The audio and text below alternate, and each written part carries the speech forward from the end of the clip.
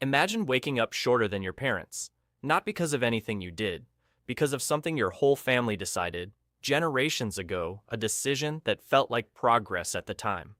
For 300,000 years, humans fed themselves one way. It worked. People were tall, strong, and healthier than you'd expect. Then, in a handful of places around the world, with no contact between them, humans made the exact same choice at almost the exact same time. They started farming. And the moment they did, their bones tell a different story than the one you were taught. They got shorter, they got sicker. Some of them may have worked longer hours than the people they were trying to leave behind. So here's the question nobody really answers in school. If farming made life worse for the people living through it, why did it take over the entire world? The answer isn't in a textbook. It's buried in the dirt and skeletons, in a stone temple older than writing itself, and in a mystery archaeologists are still arguing about right now. Here's the story you probably already believe. Cavemen wandered around, hungry, exhausted, always one bad week from starving. Then someone had a brilliant idea. Plant the seed, wait, harvest. And just like that, humanity leveled up, bigger bodies, fuller bellies, the birth of civilization. It's a clean story. It's satisfying, it's also not what the evidence shows. Because when archaeologists actually dig up the people who lived through this transition, not the myth of them, the literal bones, they find something that doesn't fit the upgrade story at all. Before we get to the bones, there's something even stranger that needs explaining first. Farming wasn't invented once by one clever person in one lucky valley. It happened independently in the Fertile Crescent, in China, in Mesoamerica, in Africa, in South America, in at least 7 separate places on the planet. These groups had never met. They spoke no shared language, traded no ideas, shared no maps. And yet, within a surprisingly narrow window of time, all of them arrived at farming. Ask most archaeologists why, and you'll get a different answer depending on who you ask. A warming climate opening up new land. A population that had simply outgrown what hunting and gathering could feed. A slow, accidental partnership between humans and the plants growing wild around their camps. Nobody agrees. And that's not a gap in the story, that's the actual, honest state of the research. Even the experts are still arguing about why now and why everywhere. But something else is far more certain, and it's harder to explain away. Skeletons don't remember what people believed about their own lives. They just record what actually happened to them.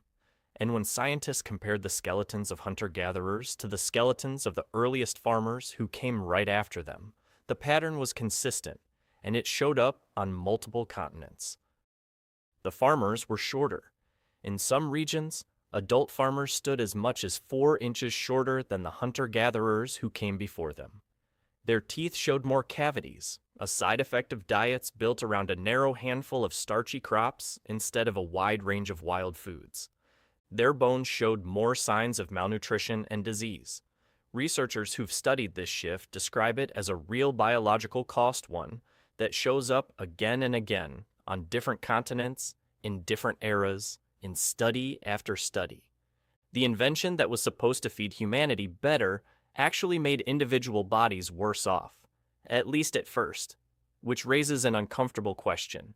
If farming didn't make people healthier, at least it must have made their lives easier, given them more time, more freedom. Not exactly. Picture a hunter-gatherer's day.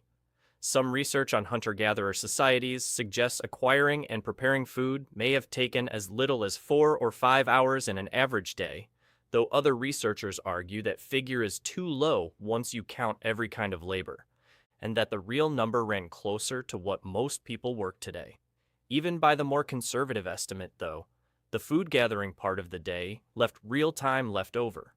Now, picture a farmer's day. Up before sunrise, fields to till, animals to feed, water to carry, crops to protect from weather, and pests that could wipe out an entire year's food in a single bad season. Farming didn't just demand more hours, it demanded them every single day, with far less margin for error if something went wrong. which makes the next part of this story even harder to explain. Because it turns out, some of the most extraordinary building projects humans ever attempted happened before anyone had planted a single crop. In the hills of what is now southeastern Turkey, there's a site called Gobekli Tepe. It's a complex of massive carved limestone pillars, some standing taller than a person, arranged in circles decorated with carvings of foxes, lions, scorpions, and birds. It was built around 9600 BC, roughly 6,000 years before Stonehenge. Here's the part that stunned archaeologists. The people who built it had no farming, no metal tools, no pottery, no wheels, no draft animals to haul the stone.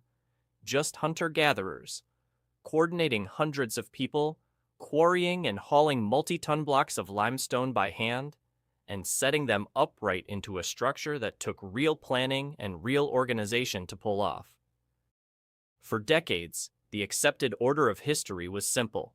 Agriculture first, then surplus food, then villages, then temples. Farming was supposed to be the thing that made civilization possible. Gobekli Tepe suggests that order might be backwards. Its excavator, Klaus Schmidt, believed the temple came first, and that the effort of feeding the crowds who gathered there for ceremony and ritual may be what pushed people toward deliberately growing their own food in the first place. Religion, in other words, might not be something farming created. It might be one of the things that created farming. It's still debated. Some newer excavation work even suggests the site may have been lived in year-round, not just visited for occasional gatherings, a live argument archaeologists are still working through today. But whichever version turns out to be right, one thing is already clear. Bringing that many people together in one place for the first time didn't come free. Once humans started living closely with animals, herding them, penning them, sleeping near them for warmth and protection, something followed them home that had never been a serious problem before. Disease. Measles is closely related to a virus that once infected cattle. Smallpox likely descended from a virus that infected camels. Tuberculosis, mumps, whooping cough, a striking number of the diseases that would go on to devastate human populations for thousands of years trace back to animals that people chose to bring into daily life. In small, mobile hunter-gatherer bands, these kinds of diseases had nowhere to spread too few people, too much distance between groups.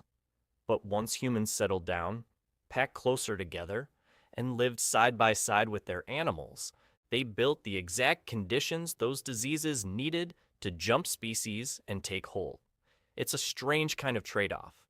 The very decision that let humans build temples, grow food, and eventually build cities also planted the seeds for some of the deadliest epidemics in human history. And disease wasn't the only thing that took root in those first settled communities. Once you plant a crop in one specific patch of ground, that patch of ground suddenly matters in a way it never did before. You can't take your wheat field with you the way a hunter-gatherer could pack up and follow the herds. That field is fixed, it's valuable. And for the first time, it's something worth defending, inheriting, and passing down. Archaeologists studying early Neolithic burials in Europe found something telling. Farmers buried with valuable tools tended to be buried on better land than farmers buried without them. That's one of the earliest pieces of evidence for hereditary inequality ever found differences in wealth and land access that could be passed from parent to child.